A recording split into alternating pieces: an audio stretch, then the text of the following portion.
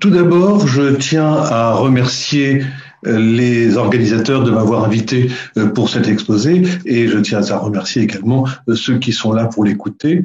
Je vous prie de m'excuser de vous parler de façon enregistrée. Malheureusement, je suis actuellement à l'étranger. J'espérais pouvoir trouver une connexion et je n'en ai pas trouvé. Par contre, si vous avez des questions à me poser, je serai ravi d'y répondre par mail lorsque j'aurai récupéré une connexion.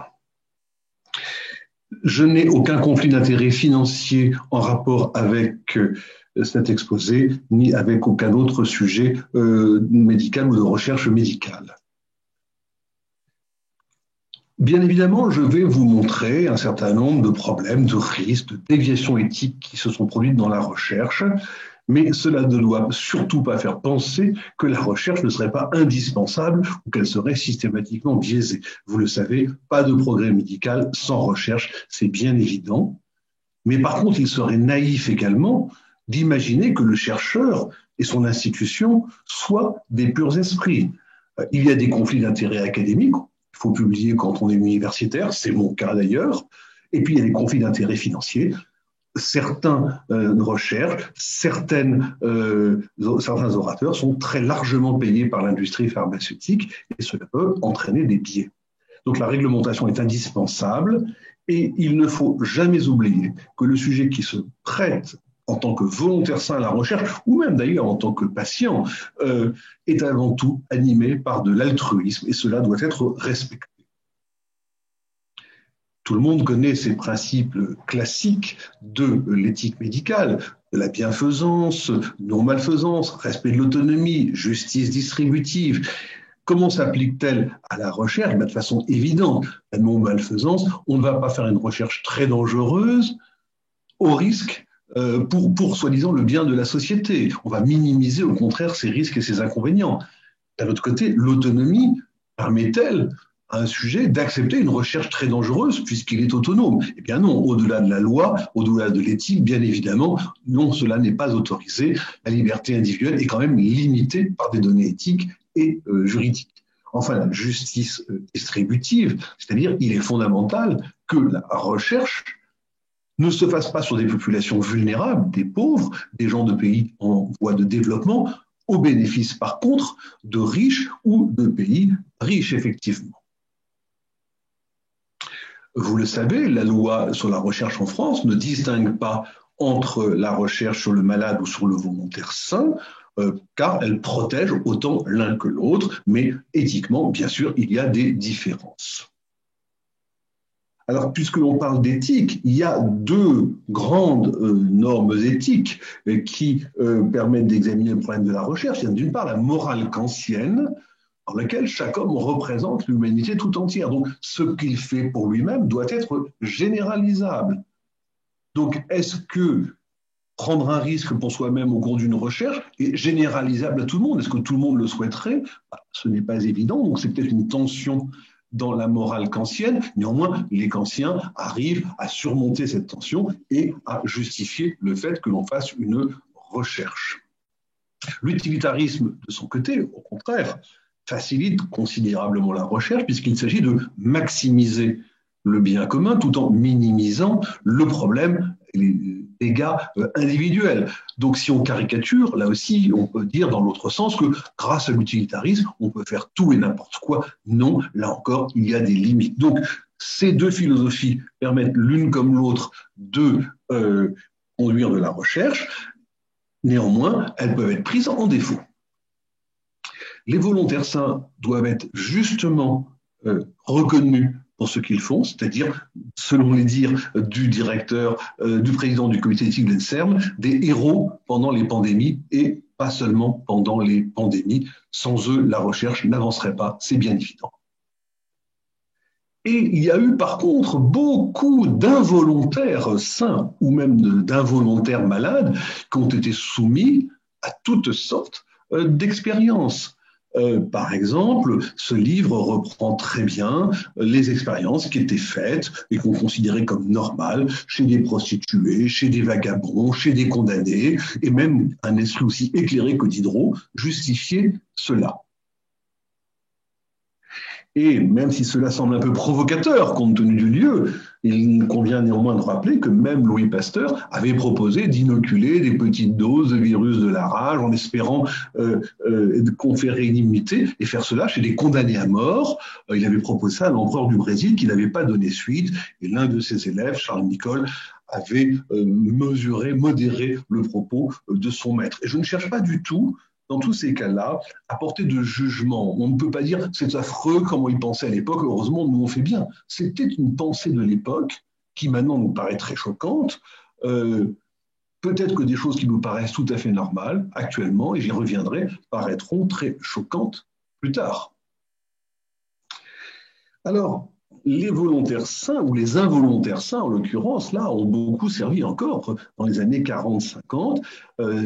Il a été récemment publié que sous l'égide des autorités de santé nord-américaines, des populations de prostituées et de prisonniers au Guatemala avaient été utilisées pour faire sur eux ou elles des inoculations expérimentales de maladies vénériennes. Les volontaires saints ont très tôt été utilisés et de façon plus ou moins risquée. Par exemple, Walter Reed, qui était un médecin militaire et qui est un héros nord-américain de la recherche, a fait des expériences pour montrer que c'était des moustiques qui étaient eux-mêmes porteurs du virus, qui transmettaient la fièvre jaune aux patients et non pas d'un malade à un autre. Et donc, c'est une avancée considérable. Il est considéré comme un des grands pionniers de la recherche aux États-Unis. Néanmoins, la fièvre jaune est une maladie qui n'est pas anodine et ils ont eu dans leurs expériences des cas graves et au moins un décès. Si on prend plus près de nous la vaccination de la polio, la polio était une catastrophe, vous le savez, eh bien, on sait que Jonas Salk a expérimenté sur lui-même et sur ses fils son vaccin. De même, le premier qui a fait une cathétérisation du cœur était un Allemand qui l'a fait sur lui-même. Ça lui a valu le prix Nobel de médecine, même si c'était un nazi avéré et qu'il avait été membre de la SA. Alors, quelle était la régulation éthique de la recherche avant la Deuxième Guerre mondiale? Eh bien, elle était quasiment inexistante, puisque c'était finalement des principes hippocratiques de ne pas nuire. Et la seule directive officielle qui existait avait été édictée par la République de Weimar en 1931, à la suite d'un scandale lié à une expérience de vaccination contre la tuberculose qui avait abouti à l'inoculation de la tuberculose à des nouveau-nés avec beaucoup de morts, sans que les parents n'aient jamais été au courant de ce qui avait été fait à leur nouveau-né. Donc, on dit qu'il faut que le consentement soit obtenu. En fait, comment se produisait la recherche avant le procès de Nuremberg? Alors, je mets aux USA et ailleurs. Pourquoi? Et ailleurs, point d'interrogation, parce que d'une part, aux USA, il y a beaucoup plus de recherche que partout ailleurs, et d'autre part, et on le reverra, la transparence, la liberté d'accès à l'information sont telles que l'on a pu savoir beaucoup de choses sur des déviations éthiques de la recherche, beaucoup plus que dans d'autres pays. Il y a eu la fameuse expérience scandaleuse de Tuskegee, vous avez dû en entendre parler, qui consistait à suivre l'évolution d'une syphilis non traitée chez les Noirs jusqu'en 1972, alors que depuis bien longtemps, on avait la pénicilline et d'autres antibiotiques qui auraient permis de les guérir. Ben non, on ne les a pas traités, on a laissé évoluer les choses, j'y reviendrai. Et puis, des recherches ont été faites par les Américains sur un certain nombre de prisonniers, et vous voyez, des choses qui sont quand même un petit peu étonnantes, voire inadmissibles. Alors effectivement, à Nuremberg, on dit qu'on découvre l'horreur. Je mets ce point d'interrogation parce qu'en fait, il est assez bien avéré que les puissances alliées savaient à peu près ce qui se passait, et du point de vue de la recherche et du point de vue de l'extermination dans les camps nazis, et que malheureusement, cela ne les a pas décidés à bombarder les voies de chemin de fer qui y menaient. Quoi qu'il en soit, donc, on fait le procès de cette horreur, le procès de ces médecins nazis. Il est décrit la barbarie des expériences, le fait que comme les défenseurs essayaient de dire mais oui, mais on essayait de faire le mieux pour nos soldats qui étaient blessés, qui tombaient dans la mer, etc. On a dit non, non, non, non, non, l'individu prime sur la collectivité. Et enfin, l'importance du consentement. Aucun des sujets n'avait consenti à ces expériences qui étaient de la torture et de la mort. Mais les accusés n'étaient pas n'importe qui, c'était le gratin de l'intelligentsia médicale, et ils connaissaient très bien ce qui s'était passé dans les prisons américaines, et donc ils ont contre-attaqué là-dessus. Alors bien évidemment, vous vous doutez que je ne vais pas me plaindre que les nazis aient été condamnés. Néanmoins, la défense des accusés n'était pas sotte, loin de là. Des expériences avaient été faites sans consentement, qui mettaient des gens en danger. Donc, quelle était la différence? Il existe quand même une différence. Une déviation éthique est une déviation éthique. Donc, faire des expériences sans consentement et qui sont dangereuses, c'est une déviation, quel que soit le résultat. Si en plus ça occasionne beaucoup plus de souffrance et la mort, c'est encore plus aggravant, et c'était le cas dans les camps nazis. Néanmoins, donc, Nuremberg doit légiférer dans l'urgence et insiste sur un certain nombre de principes que vous connaissez et qui sont exposés ici. Je l'ai déjà dit, et comme j'aurai l'occasion de le redire, mettre tout cela en perspective. C'est-à-dire, Nuremberg, le procès des médecins, se produit au début de la guerre froide. Et on oublie complètement l'unité 731 de l'armée japonaise, c'est une unité médicale qui s'est livrée en Mandchourie à des expériences mais abominables, essentiellement de maladies infectieuses. Et le médecin responsable de ça, Shiro Ishii, a été protégé par les Américains en échange du fait qu'il leur a livré ces données qui pouvaient éventuellement servir en cas de conflit avec l'Union soviétique ou avec la Chine. Et ce médecin est enterré dans le sanctuaire des héros japonais.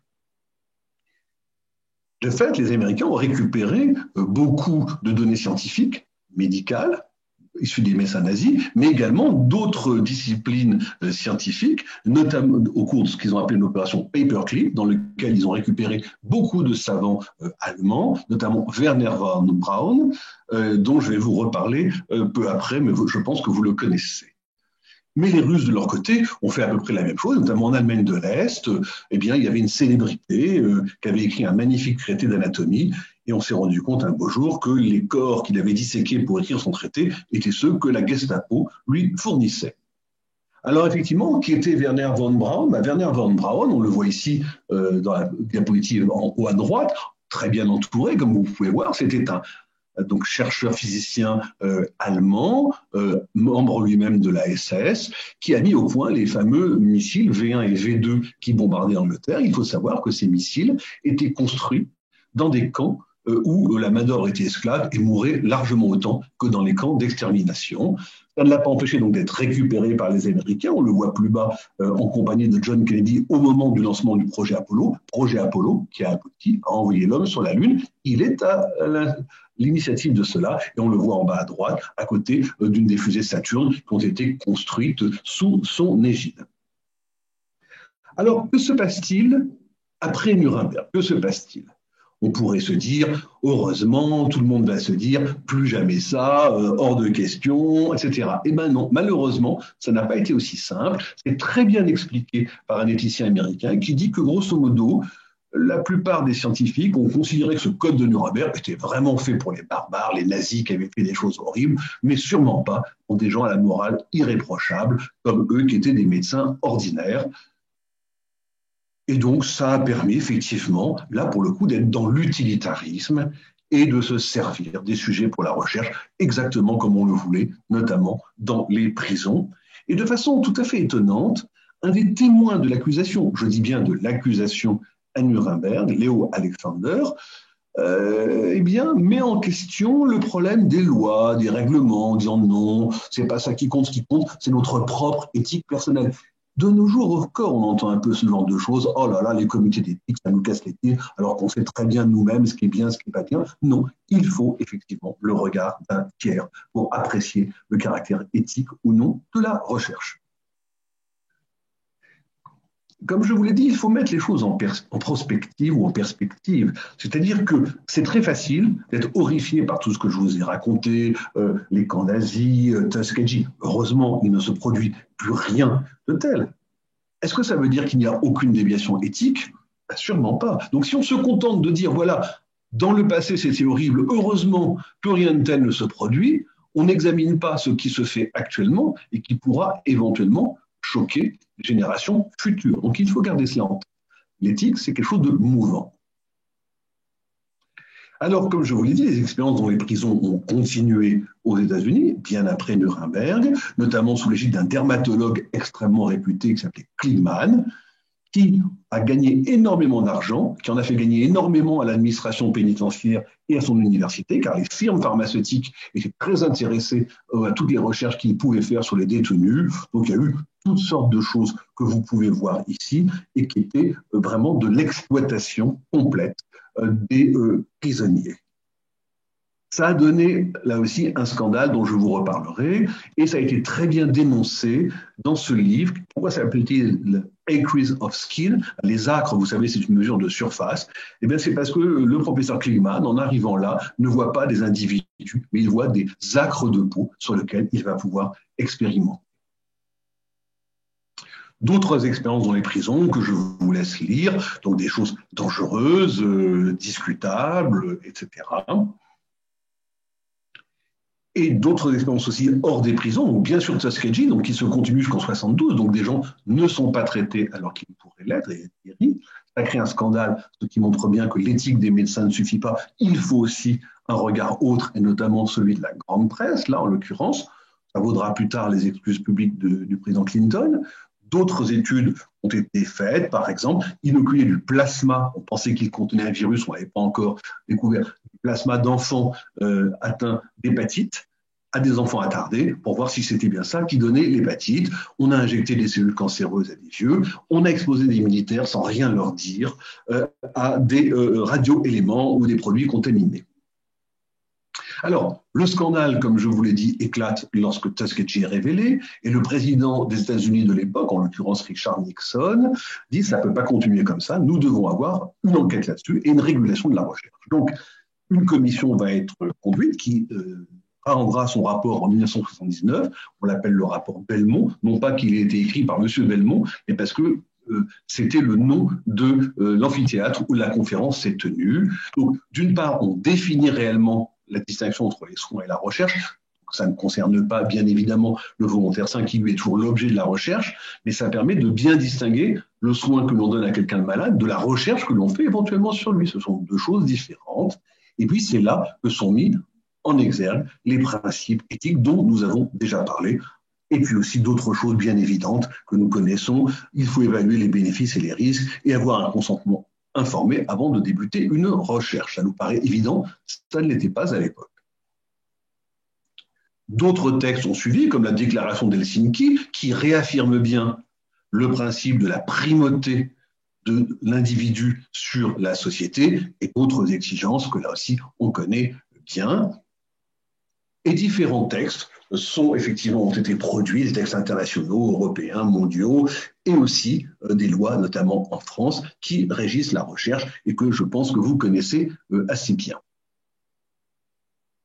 Alors, éloignons-nous un petit peu de la loi, du règlement, intéressons-nous plutôt à qu'est-ce que l'éthique de la recherche clinique.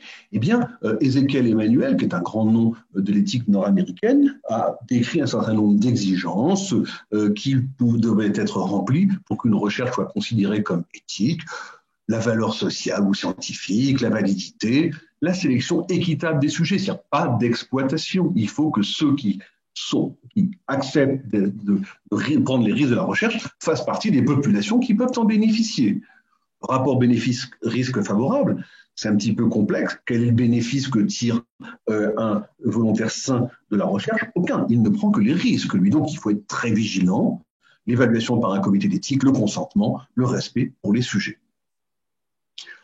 Le consentement, ce n'est pas trivial. Ce n'est pas 40 feuilles, signées là, tout va bien. Non, non, non, non. C'est quelque chose qui est très bien défini, là encore par Beauchamp et Childress, que je vous laisse lire. Donc, beaucoup d'étapes, comme vous pouvez voir, notamment la divulgation des risques, c'est fondamental. Hein. Et le consentement aux soins ou à la recherche n'est possible qu'après avoir franchi toutes ces étapes précédentes. Un autre point très important dans l'éthique de la recherche est le protocole et le résultat. De temps en temps, on discute avec des collègues d'un protocole de recherche qu'ils ont mené à bien, et on dit quand même, dites donc, c'était peut-être un petit peu dangereux, ça pouvait se discuter au plan éthique, et on vous répond, mais non, pas du tout, regarde les résultats, il n'y a eu aucun problème. Ça n'a pas de sens. La fin ne justifie pas les moyens. Un protocole est éthique ou ne l'est pas en fonction de comment il est écrit et non pas en fonction des résultats qu'il y aura ensuite.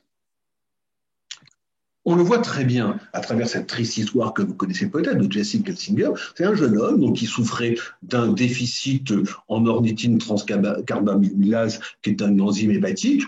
Ça peut être extrêmement grave, mais chez lui, c'était très modéré et un simple régime particulier lui permettait de se porter bien. Donc, il n'avait pas besoin de grand-chose. Et puis, on lui propose à lui et à sa famille une expérience de transfert de gènes. Ça se termine très mal, il meurt. Donc, vous voyez, si peut-être on avait mieux examiné les choses avant plutôt que d'attendre le résultat, on aurait peut-être évité ça. Et en fait, que s'était-il passé? Eh bien, le NIH n'était pas au courant qu'en fait, il y avait eu des effets secondaires graves chez l'animal et chez l'homme, et les investigateurs étaient extrêmement stimulés par des conflits d'intérêts financiers, par l'appât du gain. À la suite de l'histoire de Jesse Gelsinger, le NIH a arrêté transitoirement les expériences de thérapie génique car il s'est rendu compte qu'un certain nombre de décès ne lui avaient pas été rapportés. Nous allons nous rapprocher de notre présent. Vous connaissez peut-être cette histoire qui ne s'est pas trop mal terminée. On teste un anticorps chez les volontaires sains, anticorps qui serait censé améliorer des maladies inflammatoires, neurologiques ou rhumatologiques. On l'injecte à tous les volontaires en même temps, et là c'est le drame. Ils font tous une défaillance multiviscérale dramatique. Ils se retrouvent tous en réa en même temps. Heureusement, tous vont survivre, mais on s'est rendu compte ensuite que les conditions d'expérience étaient plus que discutables. Et c'est très bien montré, très bien raconté dans cet article du New York Times. Plus récemment, vous en avez dû entendre parler, à Rennes, une firme, qu'on appelle une Contract Research Organization, mène un essai chez les volontaires sains d'un nouveau médicament anti-douleur. Et puis là aussi, c'est pareil, tous les sujets sont pris en même temps, on les dose en même temps, et là encore, c'est le drame. 5 ou 6, je ne me souviens plus, font un accident neurologique terrible. Certains garderont des séquelles définitives, d'autres, un autre va mourir, et tout se passe en réanimation, grosso modo. Donc vraiment, le drame. Alors, j'y reviendrai. Ça veut dire que cette recherche, elle doit être extrêmement encadrée. Si on se rapproche de nous, eh bien, il y a eu des grands débats avec l'arrivée de la Covid. Puisqu'on s'est dit, ben voilà, on va peut-être avoir des vaccins, ça c'était donc avant qu'on les ait, on va peut-être avoir des vaccins, comment faire pour savoir le plus vite possible s'ils sont efficaces ou pas? Eh bien, faisons donc des expériences d'infection contrôlées. C'est ce que proposait donc un des chercheurs anglais sur l'article du haut, donc inoculer la Covid à des gens, puis qu'on a vacciné ou pas, et voir ce qui se passe. Et ce qui est intéressant dans l'encadré que je vous montre, c'est qu'on se demande, quand on lit ça, si on est en train de nous parler d'un constructeur de voitures qui fait les meilleures voitures du monde, ou est-ce qu'on parle vraiment de recherche? En fait, effectivement, les enjeux financiers sont énormes dans ce genre de choses. De la même façon, par la suite, maintenant qu'on a le vaccin, quand même, on s'est demandé si c'était intéressant d'étudier une réinfection par la Covid chez des gens qui avaient déjà fait la maladie. Je ne suis pas là pour vous donner mon avis, vous convaincre, mais pour vous donner les arguments pour vous faire vous-même votre propre avis. En l'occurrence, celui qui a été donné par le comité d'éthique de l'INSERM, qui a dit, bah, écoutez, non, il y a suffisamment d'essais cliniques vaccinaux phase 2, phase 3 qui sont menés rigoureusement, qu'on n'a pas besoin d'avoir des challenges infectieux. Et on a bien vu effectivement que les essais ont permis de montrer ça. Néanmoins, ces essais, là encore, ont lieu grâce à des volontaires sains. Hein, c'est clair, ils n'avaient pas la maladie, on leur donnait un vaccin ou un placebo et on voyait ce qu'ils attraperaient ou n'attraperaient pas ensuite. Donc là encore, beaucoup d'altruisme, prendre le risque d'avoir la maladie si le vaccin marchait ou prendre le risque du vaccin s'il y avait un problème. Et il a été montré ou discuté par un éthicien nord-américain que lui, il considère que ce n'est pas éthique de faire ces challenges vaccinaux, sauf dans un cas qu'il dit extrêmement improbable, que je vous résume, s'il est écrit là, c'est-à-dire, imaginons, on a réussi à contenir la pandémie parce que le monde entier a confiné, le monde entier a fait les mesures barrières, on a arrêté l'économie, ça ne se diffuse plus. Qu'est-ce qu'on fait? On continue comme ça et donc tout le monde est ruiné, ou on rouvre et on risque d'être contaminé.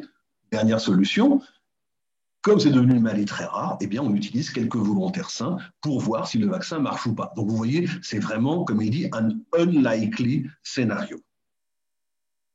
Et c'est ce que conclut d'ailleurs, là encore, le comité d'éthique de l'INSERM qui dit, bah oui, pour toutes ces raisons-là, on a renoncé au recours à l'infection de volontaires sains en France pour tester des vaccins anti-Covid. C'est également très bien expliqué, oui, très récemment, donc c'est online depuis quelques jours, ce fameux essai de challenge infectieux au Royaume-Uni. Et d'emblée, ce que souligne l'auteur, et que j'ai souligné en rouge, c'est que chaque participant va être payé environ 6 200 $. Donc c'est quand même nettement plus en une seule fois que ce qu'un volontaire sain français peut recevoir en une année. Et effectivement, c'est peut-être pas pour n'importe quelle raison, c'est qu'il a fallu payer très cher pour trouver des gens qui seraient d'accord pour le faire, pour différentes raisons qui sont écrites en dessous. C'est qu'il y a des alternatives, on l'a vu, il n'y a pas forcément besoin de ces études sur l'inoculation. Les résultats peuvent ne pas être généralisables, puisqu'on va utiliser des populations jeunes, sans pathologie. Qu'est-ce que les résultats que l'on va avoir chez eux vont traduire chez les gens âgés et avec une pathologie? Et puis, même s'ils sont jeunes et en bonne santé, on sait que des formes dramatiques peuvent exister de façon rarissime, mais qu'on n'a aucun traitement pour ça. Et donc, c'est pour ça qu'il conclut que le niveau de rémunération est assez étrange. J'ai presque fini en disant que la chance que l'on a en France et dans les pays européens, c'est que la recherche sur malade ou sur volontaire sain ne peut pas être faite n'importe comment. Vous le savez, il faut que le sujet ait la couverture maladie. Et par ailleurs, il faut que le promoteur ait une assurance qui couvre tous les risques de la recherche. Ce n'est pas du tout obligatoire aux États-Unis. Et donc, dans beaucoup d'endroits, un patient ou un volontaire sain peut rentrer dans la recherche, avoir un effet dramatique, passer en réanimation, voire mourir. Aucune compensation ne lui sera donnée et même son séjour en réanimation ou à l'hôpital lui sera facturé. Vous voyez, c'est pas le cas dans 100% des essais, mais enfin, regardez tranquillement cet article, il dit que c'est plus que la majorité. Donc, j'ai quasiment fini. La recherche sur le volontaire sain, vous l'avez compris, vous le savez, elle doit obéir aux mêmes principes généraux que pour toute recherche. Et bien, c'est pour ça qu'il n'y a qu'une seule loi pour le volontaire sain comme pour le malade, et en particulier le respect qui est dû à cette personne, le caractère non exploitant de ce que l'on lui fait, la sécurité de ce qui se passe, l'explication des risques, et puis aussi, en France, une incitation financière qui est assez modérée et qui fait que la motivation principale reste probablement l'altruisme. Voilà, j'en ai terminé. Je vous montre juste quelques références qui sont très intéressantes et sur lesquelles je me suis en grande partie appuyé pour mon exposé. Je vous remercie et donc, dès que j'aurai accès à Internet, j'essaierai de répondre à vos éventuelles questions. Je vous remercie pour votre attention.